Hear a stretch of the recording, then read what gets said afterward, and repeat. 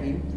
کیا عصر کی نماز کے بعد قرآن پاک کی تلاوت کرنا درست ہے یا نہیں؟ دیکھیں کہ جو عصر کی نماز کے بعد قرآن پاک کی تلاوت کرنا ہے یہ بلا کراہت جائز ہے، اس میں کوئی بھی مذائقہ نہیں۔ جس طرح عصر کی نماز کے علاوہ بھی قرآن پاک کو پڑھنا جائز ہے، ثواب ملتا ہے، اسی طرح عصر کی نماز کے بعد بھی قرآن پاک کی تلاوت کرنا بلا کراہت جائز اور مباح ہے کہ ہم قرآن پاک کی تلاوت کر سکتے ہیں۔